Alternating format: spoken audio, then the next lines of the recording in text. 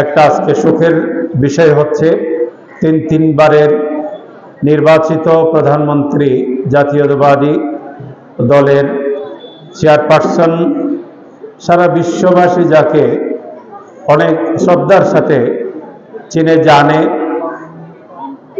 মরহুমা মকফুরা বেগম খালেদা জিয়া, তিনি ইন্তেকাল করায় আমরা আজকে আমাদের এই প্রতিষ্ঠানের এই অনুষ্ঠানের পক্ষ থেকে আমরা শোক প্রকাশ করছি, তার বিদেহী আত্মার মাগফিরাত কামনা করছি, শোক ও সন্তপ্ত পরিবারের প্রতি সমবেদনা জ্ঞাপন করছি।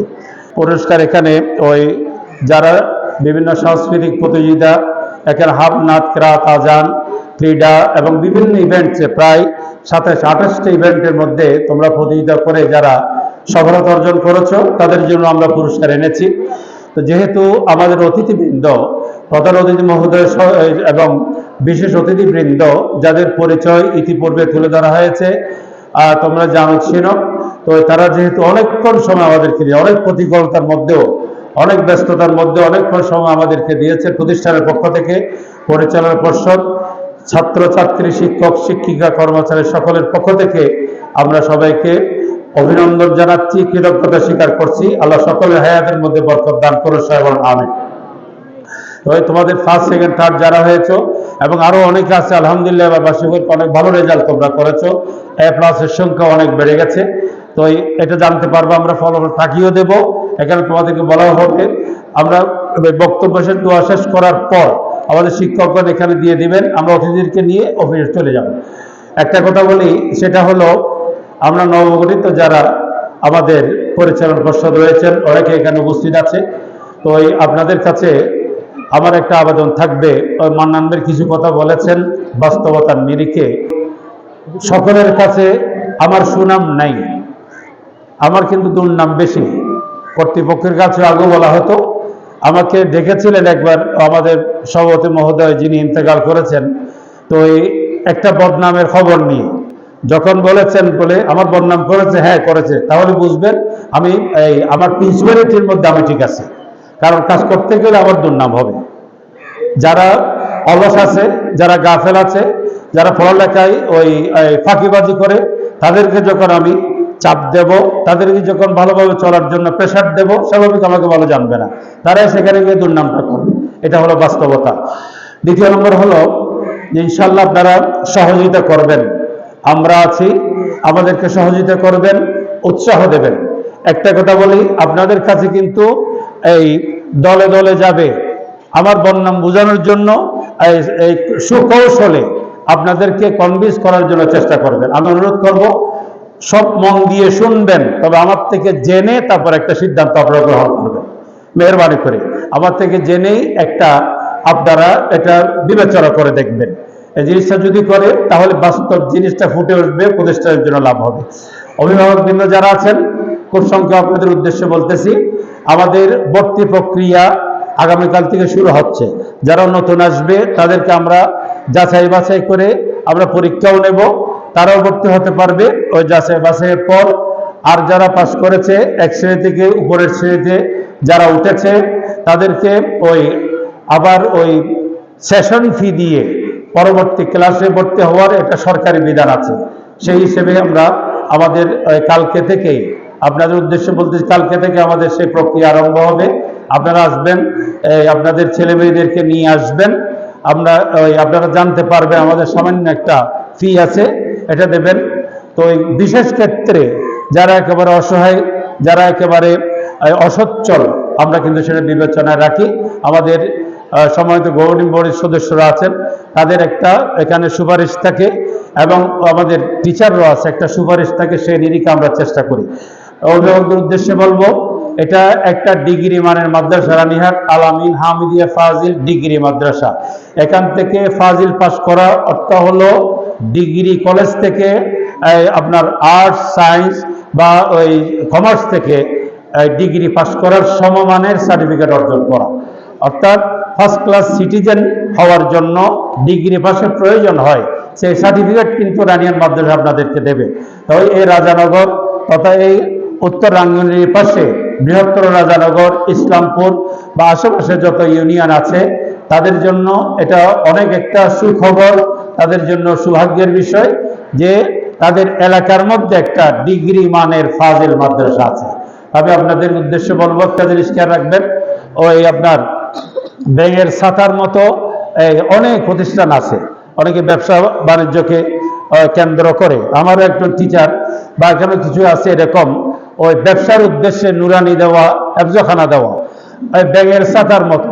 একটা জিনিস খেয়াল রাখবেন, যেগুলো বিভক্ত বা সরকারি প্রতিষ্ঠান থাকে, এটা অনেক ট্রেনিং নেওয়ার পর, অনেক সরকারিভাবে ট্রেনিং গ্রহণ করার পর MA pass, double MA pass, title pass, degree pass, certificate নিয়ে পরীক্ষা দিয়ে সরকারিভাবে তারা এখানে নিয়োগপ্রাপ্ত হয়েছে।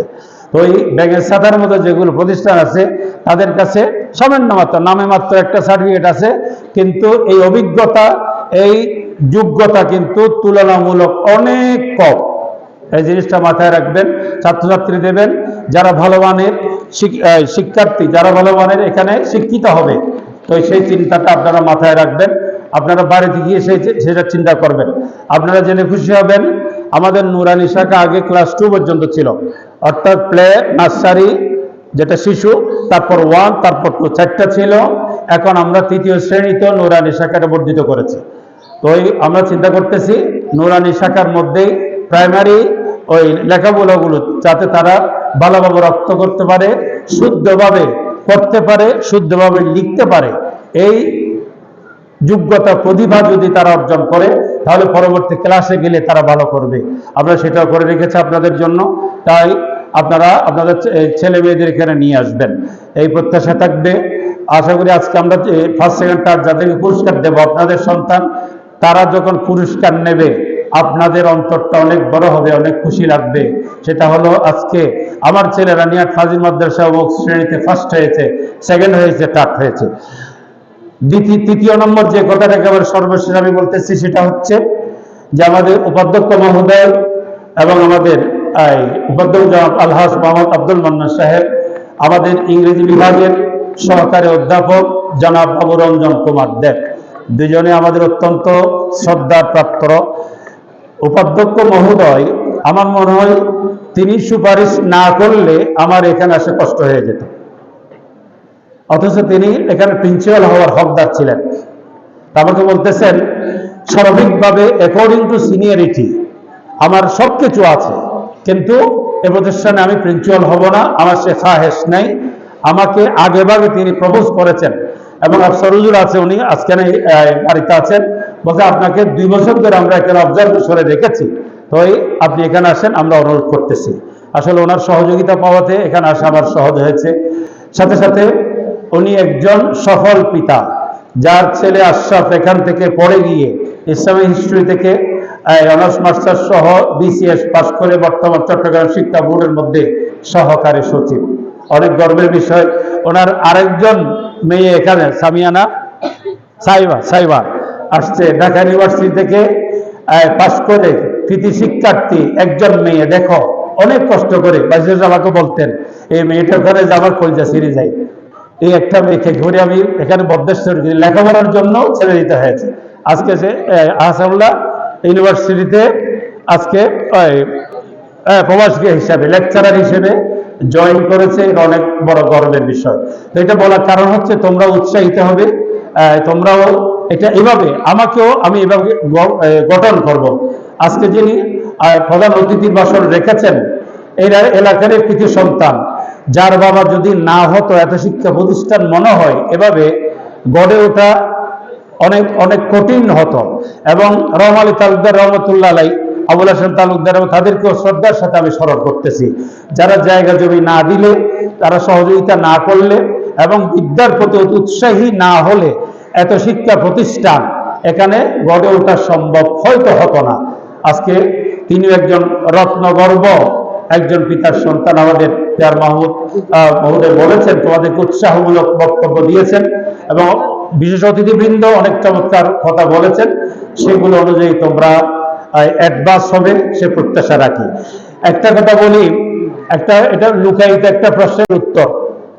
আমাদের উপাধ্যক্ষ মহোদয় প্রায় 3 বছরের উপরে তিনি আমাদের থেকে রিটায়ারমেন্টে গেছেন। তো ওই 6-7 মাস তিনি এক্সটেনশনে ছিলেন আমাদের এখানে। আবার এর পরবর্তীতে কিছু প্রতিকূলতা ছিল আমার, কিছু প্রতিকূলতা ছিল।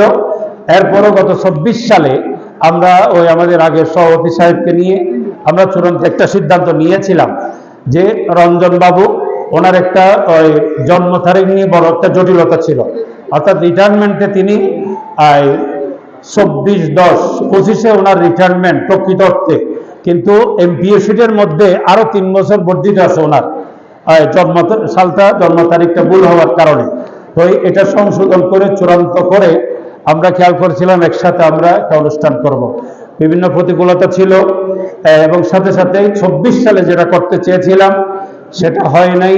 অনেকে জানেন এখানে ওই আমাদের সভাপতি সাহেব ছিলেন, সচিব হিসেবে আমি এখানে আছি।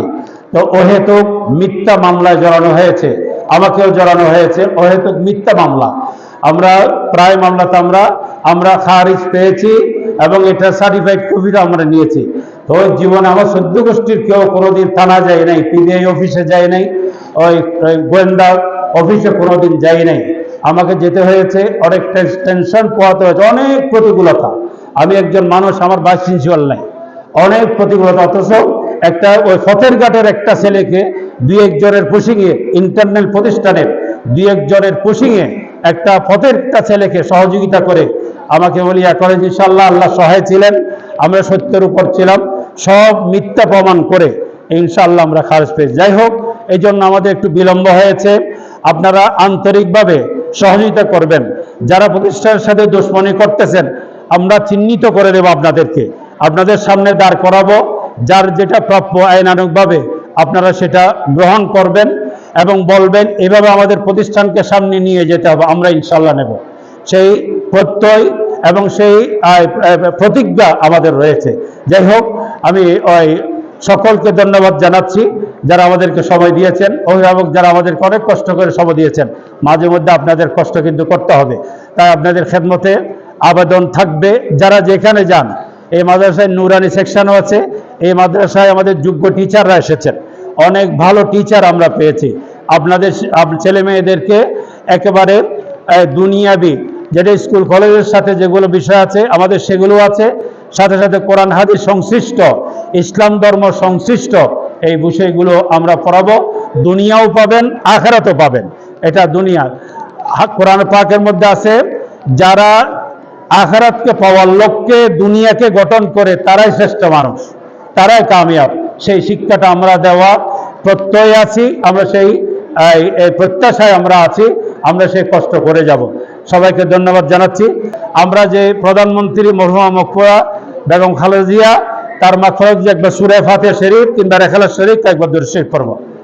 বিসমিল্লাহির রহমানির রহিম। আল্লাহ রানীহাট আমিন হামিদ ফাজিল মাদ্রাসার পক্ষ থেকে আল্লাহ বাৎসরিক আল্লাহ ফলাফল প্রকাশ, পুরস্কার বিতরণী, সংবর্ধনা অনুষ্ঠান, আল্লাহ নবগঠিত কমিটিকে আল্লাহ যা আমরা সংবর্ধনা দিয়েছি, আল্লাহ এই মহৎ অনুষ্ঠানকে আল্লাহ তুমি কবুল করো।